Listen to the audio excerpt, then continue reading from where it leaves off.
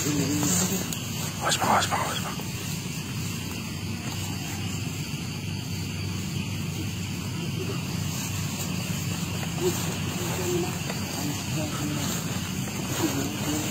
Iya. Galak no. Bisik.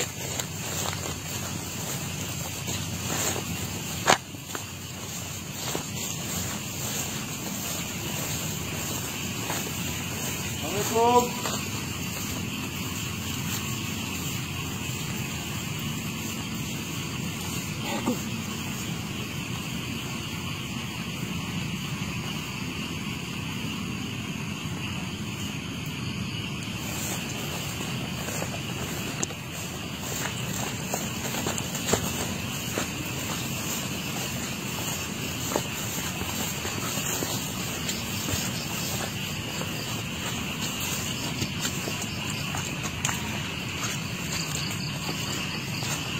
Assalamualaikum.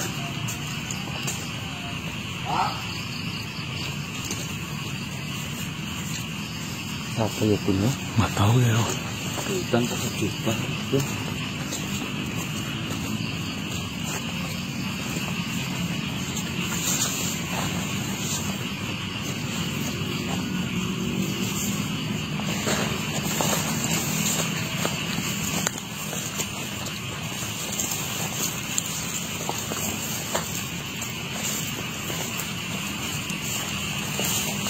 YouTube.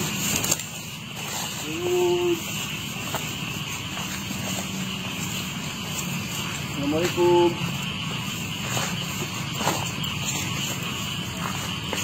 YouTube.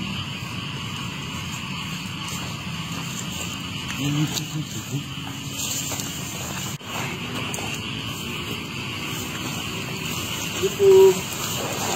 Sergap. Tambah banget bang. Bang sergap bang. Bang.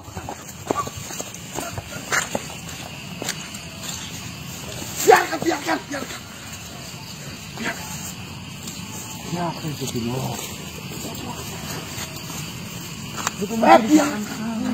Biarkan dulu. Kau ini menghubungi saya atau bagaimana? Katanya kau mau melindungi saya agar saya tidak ketahuan bahwa saya masih hidup. Biarkan lebih dahulu. Dia itu salah satu dari bagian manusia yang menyembah para aduma. Lembu Samiri.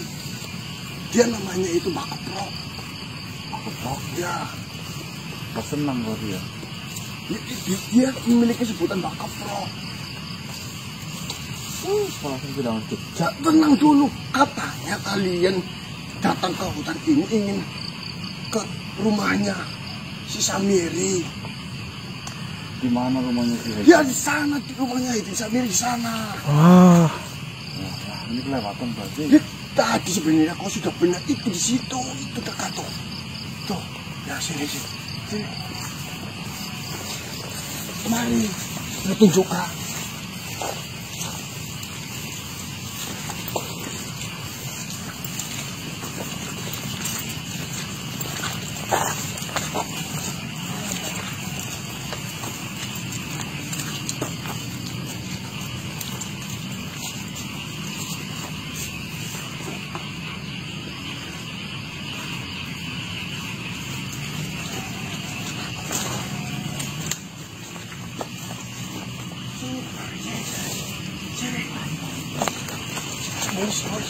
Tuh, sembunyi. Kau lihat rumah itu. Rumah yang sederhana itu. Ya, itu adalah rumahnya dan Samiri. Apakah ada makhluknya di sana?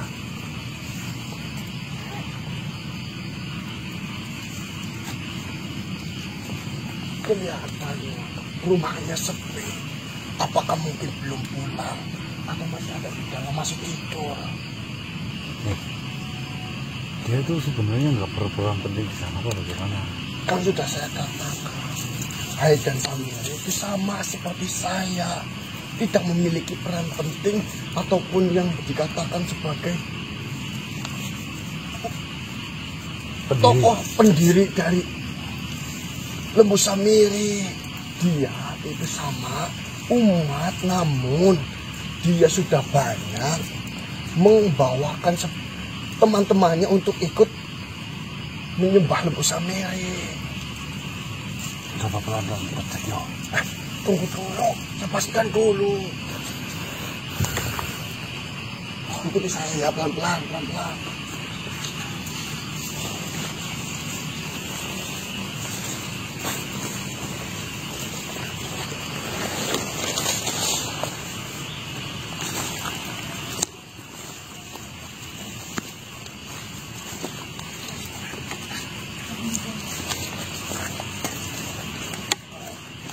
Gimana saja begitu sederhana. Dia bukan tokoh penting ataupun bagian penting dari kepercayaan para aduma. Kayaknya ininya terbuka seperti itu, Pak. Nggak ada orangnya.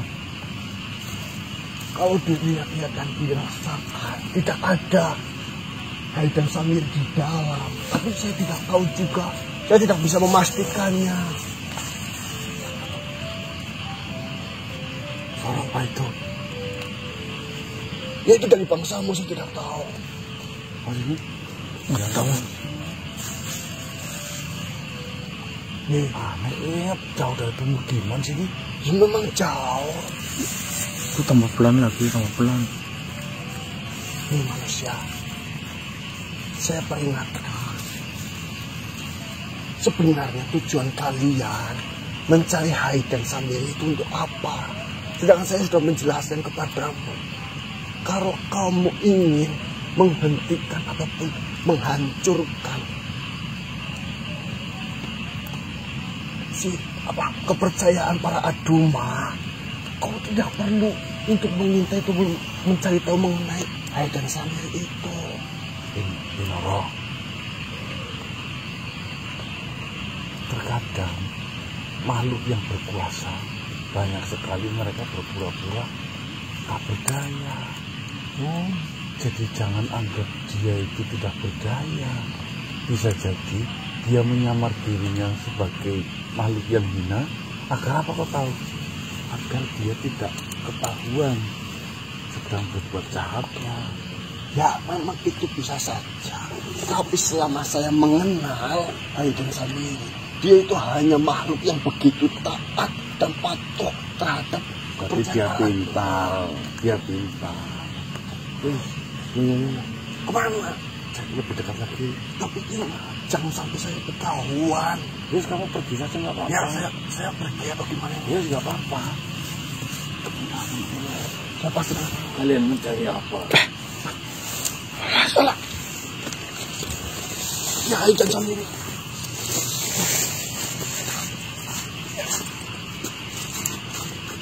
Haidar Samir. Oh ini. Assalamualaikum. Apakah seperti ini yang diajarkan oleh agama kalian? Bukankah mengindap-indap, mengintai bukanlah suatu perilaku yang sopan? Sebenarnya kalau kalian datang langsung ke tempat saya akan menyambut kalian dengan baik. Assalamualaikum.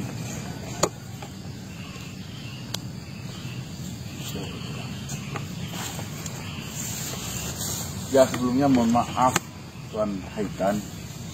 Ya mungkin saya kurang sopan kedatangannya. Namun saya bingung di sini. Saya melihat kok nggak ada orangnya, nggak ada jenengan. Jadi ya saya ingin memastikan apa yang jenengan di rumah atau tidak. Kalaulah kalian ingin memastikan, kalian datang, kalian ketuk rumahku.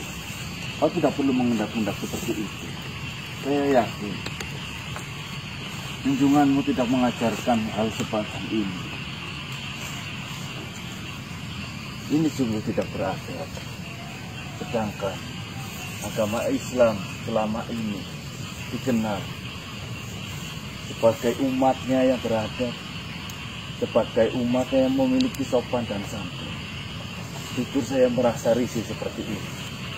harus diintai layaknya seorang penjahat. Padahal kejahatan apa yang sudah saya lakukan sehingga kalian mengintai-intai seperti ini terhadapku? Seperti ini Tuan Haidar. Sebelumnya perkenalkan, kami memang bangsa manusia. Kami memang alhamdulillah Muslim. Namun jujur akhir-akhir ini saya penasaran, kok kenapa banyak manusia yang sekarang menjadi pengikut Lembu Samiri. Sebenarnya Lembu Samiri itu apa? Lalu datangnya dari mana? Tujuannya untuk apa? Serta apa hebatnya? Sama halnya dengan agamamu. Lembu Samiri juga dipercaya sebagai kepercayaan. Urusan siapa saja yang akan mengikutinya, terserah mereka, para makhluk yang memiliki hati untuk mengikuti agama itu. Ketika ada bangsa dari manusia mengikuti para aduma, itu hak mereka. Mereka adalah manusia dewasa. Mereka manusia merdeka. Mereka manusia yang berakal. Tentunya adanya mereka memilih para aduma adalah suatu hal yang sudah mereka pikirkan baik. Enggak, maksudnya kan di sini yang saya tanyakan, apa ia itu tidak menyeleweng? Atas dasar apa kau mengatakan bahwasanya kami menyeleweng? Ya, seperti apa yang sudah saya dengar, bahwasanya masuk harus menggunakan abu bakaran sapi merah. Di sana utusannya berupa patung. Patung itu bisa bicara dan bisa mengabulkan doa. Menurut saya itu terlalu berlebihan lah, ya. Berlebihan. Iya. Saya rasa juga. Bukankah di agamamu juga diajarkan untuk bersuci menggunakan air wudhu?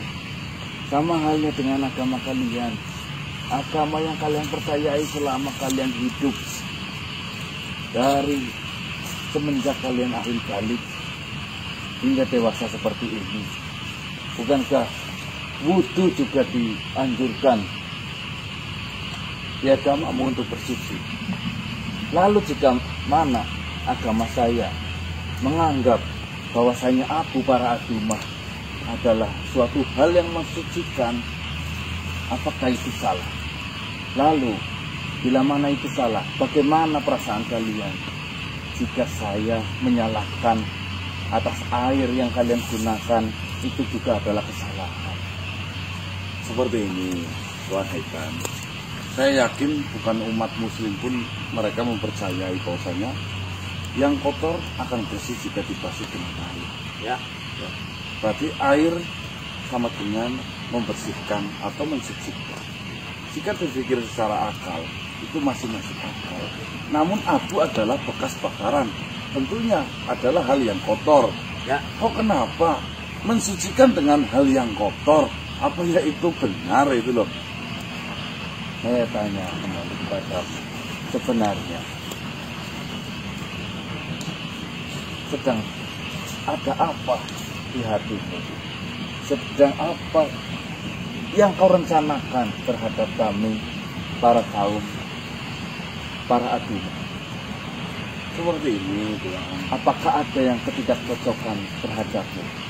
Jikalau ada, itu sangat wajar, karena kita sudah berbeda keyakinan. Alangkah baiknya kita menghargai. Bukankah di agamamu menyebutkan bahwasanya agamamu dan agamaku agama? Kenapa kau harus menyeberang dari ranah yang bukan ajaran dari agamamu? Sedangkan kami juga memiliki peraturan itu sendiri dan kau memiliki peraturan itu sendiri di agamamu. Ayolah, kita hidup berdampingan, tidak usah saling mengikut satu sama lain. Saya tahu kehadiranmu ke sini hanya untuk hal seperti ini. Apakah ini yang dicontohkan oleh junjunganmu? Saya rasa tidak. Nabi Muhammad yang kau junjung, yang menjadi suri tauladan bagi umat muslim, apakah mengajarkan hal semacam ini? Tentunya tidak.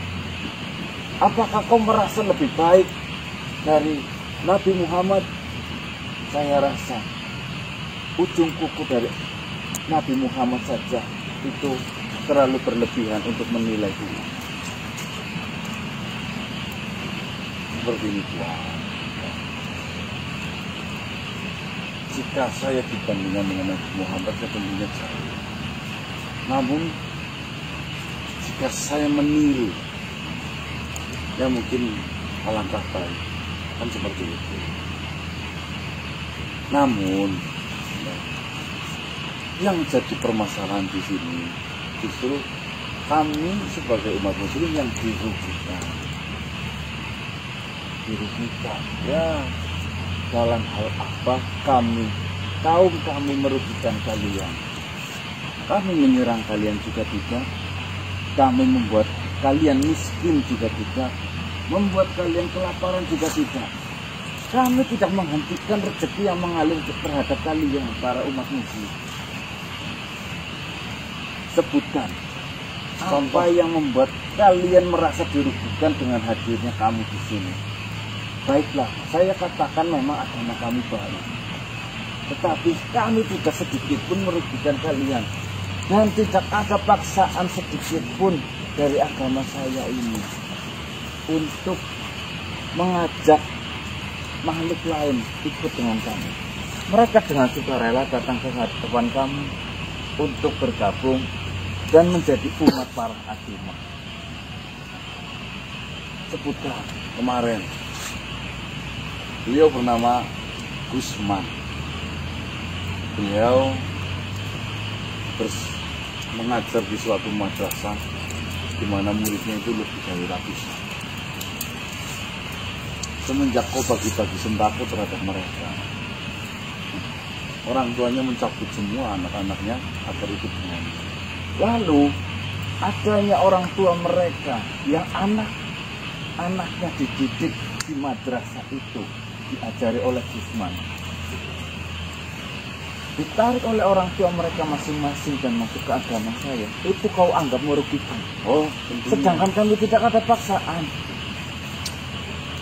Kami hanya membagikan apa yang kami punya. Bukankah di agama kalian juga sedemikian?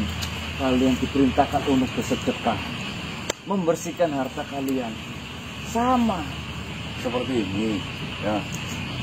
Tidak ada yang salah dalam pembagian. Namun makna dari pembagian untuk mengiming-imingi mereka yang memang basicnya kurang, itu yang jadi masalah. Memang tidak ada paksaan, namun kok bermain psikologinya mereka. Mereka butuh makan. Mereka akan menyayangi kepada yang memberi makan. Kenapa kau sampai berpikir seperti itu? Kau menaruh kecurigaan seperti itu, sedangkan kami melakukan itu dengan tulus. Andai kata ketika kami memberikan mereka secara diam-diam, lalu mereka tertarik dengan apa yang kami lakukan, terserah mereka akan ikut dengan kami atau tidak. Sudahlah, sudah saya katakan, dan agamamu katakan, untukmu agamamu dan untukku agamamu. Berarti kan jangan masuk. Iya, berarti kan jenengan tidak menyalahkan saya jika memang saya memperjuangkan seseorang yang memang seiman dan seumat denganku. Tidak, tetapi caramu melakukan hal itu sudah kelewat batas. Kelewat batas yang bagaimana? Gusti Allah saja mengizinkan bahwasanya perangilah mereka yang memang menyakiti saudaramu. Nah, tunjukkan satu bukti. Saya menyakiti saudara-saudara dari muslim seperti kalian. Binoro, dia adalah seorang muslim. Oh, Kau tahu Binoro? Saya tahu. Dia berkawan denganku. Setelah ketahuan, dia dibabat, dipukulin dan diracun. Kau yakin Binor dilakukan seperti itu karena ketahuan berteman dengan kalian? Lalu apa lagi? dia cerita sendiri Dia mau kok. cerita sendiri kok. Jadi saya rasa sehalus-halusnya kau berbicara denganku, ya, tidak menutupi sebuah kebusukanmu. Kau bicara halus seolah-olah di sini kau bijaksana, namun bijaksana tidak akan bisa dicampurkan dengan yang kotor. Kotor-kotor saja. Intinya seperti ini. Atas dasar apa kau mengusik agama kami? Kalau kau mengatakan kami melakukan kekerasan, kami melakukan paksaan terhadap mereka yang tadinya bukan seumat dengan kami, lalu mereka menjadi seumat dengan kami. Kami tidak melakukan hal itu. Lalu atas dasar apa kau mengusik kami? Seperti ini. Secara terang-terangan, saya tahu. Saya tanya dulu tentang agamamu itu. Kau bisa membuktikan benar atau tidak bahwasanya patung bisa bicara ketika diminta doa? Apa itu bukan perbuatanmu? Apa itu di dalamnya memang tidak disetting olehmu? Berarti kan kau membodohi mereka, loh. Saya juga sama seperti mereka. Saya menyembah patung itu. Dan banyak saksi yang menyaksikan secara langsung bahwasanya para agama ataupun patung satu merah itu benar-benar berbicara. Ya, itu menurut saya terlalu berlebih. Seperti ini manusia. Dengarkan penjelasan saya baik-baik. Kalau kalian mengganggu ataupun mengusik dan menyenggol agama saya karena agama saya memperlakukan sebuah patung dan berdoa di hadapannya, kenapa kalian tidak mengurusi saja agama-agama yang lain? Kenapa kalian malah mengurusi agama kami yang istilah kata baru kemarin sore terlahir? Agama-agama lain juga seperti itu. Mereka dihadapkan di hadapan patung. Agama Kristen dengan patung Yesusnya. Agama Buddha dengan patung Buddhanya. Agama Hindu dengan patung Hindunya. Persembahan-persembahan mereka juga jauh lebih besar dibandingkan kami. Kenapa kau tidak memerangi agama-agama itu saja? Kau tidak berani karena agama-agama itu sudah lama berdiri di Nusantara ini. Bukan. Jawaban saya bukan karena saya tidak berani, namun saya mengukur kapasitas saya. Orang saya kecil, ya yang ngurusinnya kecil-kecil aja. Saya sama halnya dengan mereka-mereka. Kalau atas dasar patung para aduma kalian berbuat seperti itu terhadap kami, membuat kami merasa terusik, kau sama saja mencampuri agama-agama lain yang cara kerjanya sama seperti para aduma, yang jauh lebih besar tentunya. Ya, tubuh masih kecil, lebih baik jangan sampai besar. Kan penyesatannya harus kena Umat kami sedikit, kenapa Ya. kau tidak mengurusi mereka-mereka yang beragama lain denganmu yang jauh lebih besar? Mumpung masih sedikit. Seperti ini manusia. Ketika kau mengurusi kami yang mana umat kami masih sedikit, kau akan mendapatkan kemenangan sedikit. Kalaupun itu kau menang. Kalau kau mengurusi agama lain yang sama cara kerjanya dengan para agama, ketika kau mendapatkan kemenangan, kau akan mendapatkan sesuatu hal yang lebih besar. Kalian urusi sesuatu yang sudah ada sejak dulu. Agama Kristen, Buddha, Hindu, cara kerjanya sama seperti kami. Kau tidak perlu mengusik kami seperti ini. Kami tidak pernah sedikit pun mengusik umat muslim maupun umat-umat beragama lainnya. Jadi kami pengennya Saya berdampingan dengan agama lain tanpa ada perselisihan sedikit pun. Jangan sampai adanya kau seperti ini itu membuat perselisihan antara para agama dan umat muslim.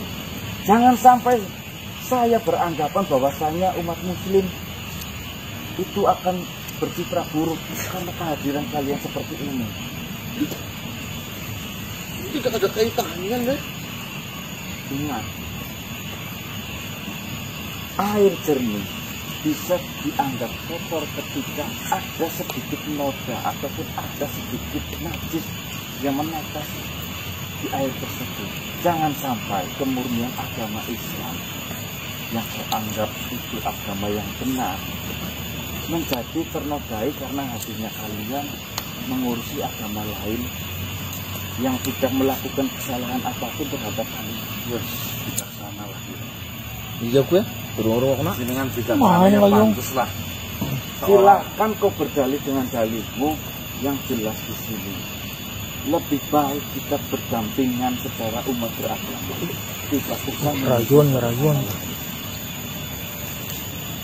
agar saya masih bisa berpikir bahwasanya umat Islam benar-benar umat yang bertoleransi tinggi terhadap agama lain. Baiklah, jika memang berdampingan, asal dengan catatan satu, kau tidak usah menyeberang-nyebrang kepada umat muslim yang basicnya memang mereka butuh dan miskin. Pada intinya, saya tidak memaksa mereka untuk mengikuti. Ya entah itu alasannya apa, saya nggak mau tahu. Yang kedua, ya, jangan sampai ada korban, apalagi untuk persembahan. Yang ketiga, jangan kau bodohi mereka dengan sesuatu yang seolah-olah itu dari Tuhan, padahal itu buatannya. Betul, Mas. Ya, seperti itu guys. Saya sebenarnya tahu agama yang memang tidak dari dulu mengurusi hal seperti itu. Tetapi ketika kau menyasarkan anak panah terhadap agama kamu, kau salah. Dan kau juga mengikuti dia.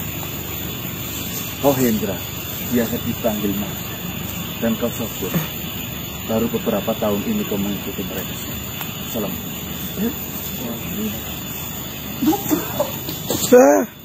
Mutung. Ngambek, dia ngambek. Dan menunjukkan bahwasanya dia udah mengenal kita. Pinter mau. Dia nonton mungkin. Nonton. Bro, yuk. Nggih. Niku lah. Pintar ngomong, halus, cerdas, menutupi kebusukan. Santai. Banget itu loh. Intinya segenap, berarti memang dia adalah orang penting di agama paradigma. Berarti sudut pandang si Dino itu salah ya. Dia kan anggap Iya, ya terus itu pandang kasar. apa gini Mas, tadi saya kan mendengar bahwasannya jadi kalau bicara sharing lah, kenapa kok tidak memerangi ajaran-ajaran yang sudah lebih besar, yang sudah jauh lebih ada terlebih dahulu, sedangkan mereka juga melakukan penyebarannya itu ada mirip-miripnya seperti itu ataupun dengan cara yang lain gitu loh. Itu gimana gitu? Menurut saya, Ya. gampangnya seperti ini. Sebenarnya peperangan itu atau perselisihan itu kan memang tidak ada di zamannya Rasulullah. Ya. Sampai akhirnya mungkin, karena saya tidak tahu di kala itu dan saya belum baca, terjadilah sebuah titik tengah di mana Rasulullah pernah menghentikan bahwasanya jangan berbuat buruk terhadap kepercayaan lain. Kita harus menghargai, kan ajarannya seperti itu. Bukan berarti terus jujur sampai kapanpun kita kan selalu berselisih paham. Ya, sebenarnya kita memerangi setiap harinya melalui ceramah-ceramah dan meyakinkan apa yang selama ini diajarkan oleh Rasulullah. Andai saja mereka matanya terbuka, telinganya mendengar, sebenarnya mereka akan mendapatkan hidayah melalui siar-siar para ulama-ulama kita. Kan itu juga memerangi secara halus. Itu satu. Yang kedua, jika dia menanyakan kepada kita, ya bukan kapasitas kita. Kita orang kecil. Dia agama kecil, ya wis ngapain harus menggunakan ulama? Anak ingusan kayak kita saja mampu kita tabrak. Nah, terus apa lagi? Ya, masuk sih. Ngono banget gitu. Cuma takutnya kan, ya kalau kita di-upload di YouTube nih, takutnya ada persisih pahaman di antara perbedaan kepercayaan yang mereka yang menyaksikan maksudnya. Persisih paham dengan siapa maksudnya? Perbedaan kepercayaan maksudnya. Saya menghargai Apa yang dilakukan oleh kita maksudnya Mas. Agama-agama yang memang sudah dipercayai dan disetujui di Indonesia. Mereka berdiri atas memang bahasanya agamanya bersertifikasi. Ilegal, Iya, teruji memang agama itu mengajarkan hal baik, bukan mengajarkan keburukan. Maka dari itu kan adanya agama selain Muslim ya, saya tidak menyebutkan agama apa, sampai harus diakui, memang memerlukan banyak sekali syarat sampai akhirnya diakui. Gitu. Iya, benar. Kalau yang seperti ini, Berarti yang perlu digarisbawahi di sini itu berarti kan kita mencari tahu, menggali informasi mengenai kepercayaan yang belum dilegalitaskan ya. Potongan-potongan. Seperti itu. Kalau yang sudah dilegalitaskan, berarti kan memang mereka sudah teruji berpuluh-puluh ribu kali tentang persyaratan-persyaratan berdirinya agama. Mau? Iya benar. Jadi kan kita kan sharing gitu loh, Bos. Apalagi yang mau ditanyakan monggo Tentang Saya malah nggak tahu. gitu, tentang perselisihan. sebenarnya gampangnya kan kayak gini. Berselisih pendapat ya wajar dong. Agamanya beda-beda kan wajar Bok, Mas. Tapi di ayat Al-Quran memang sudah menjawab tentang perselisihan. Ya, Bahwasannya apapun perselisihanmu, ya kurang lebih seperti ini. Tapi nggak bahasa saya nggak hafal. Saya pernah membaca artinya lah. Kami sudah mempersiapkan jawaban atas semua perselisihanmu Yang belum kamu dapatkan jawabannya. Sudah mempersiapkan jawaban. Nomor di cross check di surat apa itu ya, saya lupa teman-teman. Itu memang ada. Ini bahasa sederhananya seperti itu lah ya. Sudah dipersiapkan jawaban atas pertanyaan-pertanyaan Dan perselisihanmu dengan yang lainnya. Itu Gusti Allah itu sudah mempersiapkan itu semua. Jadi memang ya, jika ada sesuatu yang menyerang kita namun tidak ada jawabannya, Iya. itu bukan karena Allah yang terbatas, justru kita yang terbatas. Oh. Nah, gampangnya seperti itu. Iya, iya. Semuanya sudah dipersiapkan jawaban atas semua pertanyaan dan perselisihan paham dengan yang lainnya. Karena kita sangat terbatas, maka dari itu kita tidak akan menemukan jawaban dari pertanyaan-pertanyaan dan perselisihan paham. Kalau kita ateis, berpikir secara kritis, banyak sekali pertanyaan yang memang tidak bisa dijawab. Namun kenapa kita justru mempermasalahkan? Kalau saya pribadi, terus dari sembahyang baik kita. Ya, kenapa kita harus mempermasalahkan ketidaksempurnaan kita tentang pengetahuan itu ya Mas? Iya. Yang salah kita yang tidak sempurna, kita yang terbatas. Jangan menyalahkan agama yang memang sudah sangat sempurna dan tidak terbatas. Kan diakui negara Islam.